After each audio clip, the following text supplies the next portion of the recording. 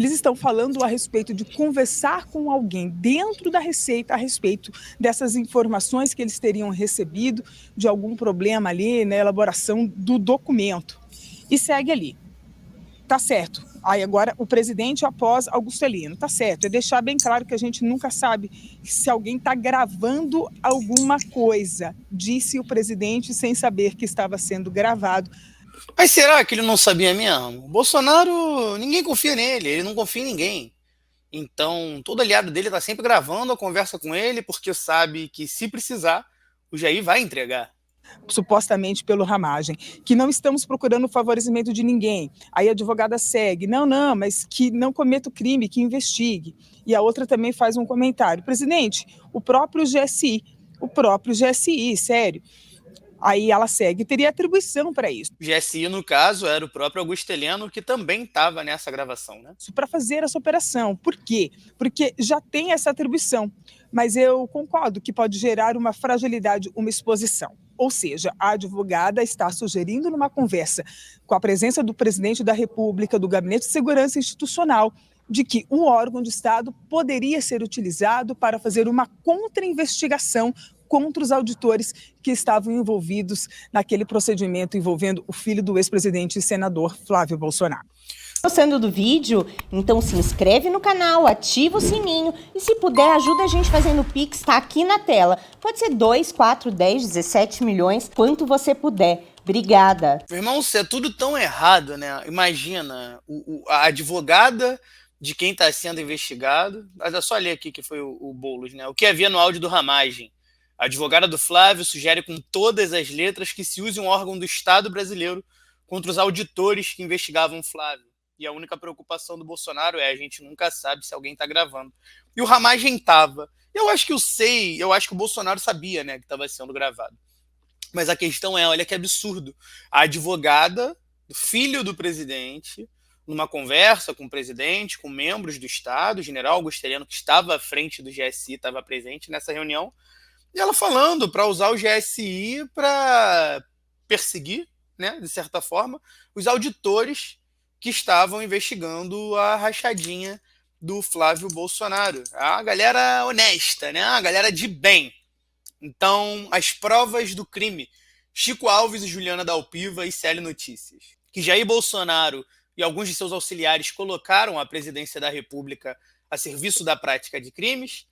A Polícia Federal tem demonstrado, desde que começou a tornar públicos os detalhes das investigações envolvendo o ex-presidente.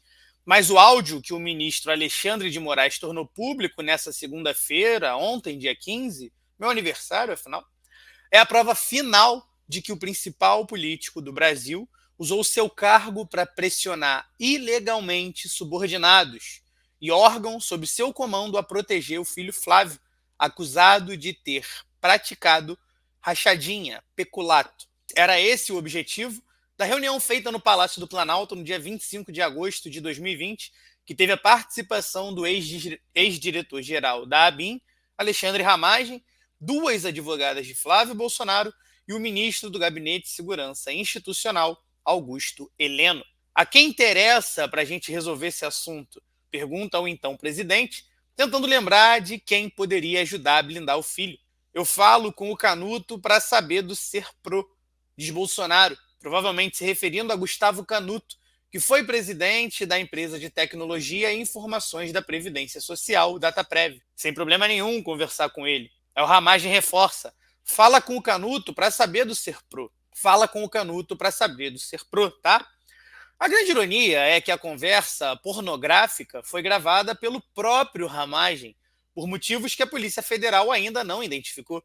O áudio foi encontrado entre os arquivos do ex-chefe da ABIN e atual deputado federal e pré-candidato à Prefeitura do Rio de Janeiro em uma operação de busca e apreensão. Bolsonaro e seus homens de confiança deixam claro que nada disso poderia ter sido feito de modo oficial. Tenta alertar ele que ele tem que manter esse troço fechadíssimo, pegar de gente de confiança dele. Se vazar, afirma Heleno, e aí não dá para ouvir o resto. O ex-presidente Bolsonaro então diz, tá certo, e deixar bem claro que a gente nunca sabe se alguém está gravando alguma coisa, que não estamos procurando favorecimento de ninguém, tá bom? Luciana Pires e Juliana Bierrenbach, então, na época, né, advogadas do Flávio Bolsonaro, defendiam uma tese que ocorreram acessos ilegais aos dados do Flávio na Receita Federal para a produção de relatórios no Conselho de Controle de Atividades Financeiras, o tal do COAF. Ocorre que os dois órgãos são independentes e o COAF não produz relatórios com dados da Receita Federal, e sim com informações cedidas por bancos via sistema. As duas citavam investigações anteriores em que se provaram acessos ilegais na Receita Federal, mas que não tinham relação alguma com o caso de Flávio. Há outros trechos comprometedores na conversa, né? Como no momento em que Bolsonaro admite ter recorrido ao governador do Rio na época, Wilson Witzel, para tentar salvar o filho. Abre aspas. O ano passado, no meio do ano, encontrei com o Witzel. Não tive notícia, bem pequenino o problema. Não dá para ouvir claramente o que tem no áudio, né? Ele falou, resolve o caso do Flávio. Me dá uma vaga no Supremo. Não sei para quem seria, disse o presidente. Ele próprio justifica o pedido de Witzel. Não é chantagem, não, é sede de poder. Você sabe o que vale ter um ministro um irmão seu no Supremo, como Bolsonaro botou ali, né? E até falou que tem 10% do Supremo e tal. Uma das advogadas do Flávio diz que o interesse de Witzel seria colocar um procurador-geral no STF. Ironicamente, Bolsonaro diz, é o Flávio Itabaiana. Itabaiana deu uma série de decisões permitindo a coleta de provas que mostraram os crimes de Flávio e, por final, de uma grande parte do clã Bolsonaro. No entanto, acabou tendo seus atos anulados pelo Superior Tribunal de Justiça alguns meses depois do áudio. A gravação tem outros momentos constrangedores que o ICL Notícias, que é a reportagem que eu estou lendo, vai mostrar aí ao longo da semana, então fica de olho que a gente vai trazer para cá. Esses trechos citados, no entanto, provam o quanto Jair Bolsonaro agiu contra a lei, colocando a República a serviço de seus interesses pessoais e, segundo diz a Polícia Federal, interesses criminosos. Dessa vez, a prova da maracutaia está na viva voz do ex-presidente Jair Bolsonaro, que não poderá dizer que nada aconteceu. E também já temos novos desdobramentos sobre isso aí, né? A Polícia Federal, ao investigar o caso, descobriu uma suposta conta bancária do vereador Carlos Bolsonaro nos Estados Unidos que nunca havia sido declarada. A prática pode configurar o crime de evasão de divisas e, segundo a coluna da jornalista Bela Megali no jornal o Globo, a Polícia Federal pretende agora pedir a quebra de sigilo fiscal de Carlos. De acordo com o relatório da Polícia Federal sobre o inquérito da BIM Paralela, o vereador escreveu em 11 de setembro de 2023 uma carta em inglês ao Truist Bank, na Flórida, solicitando ajuda para receber um cheque emitido pela instituição.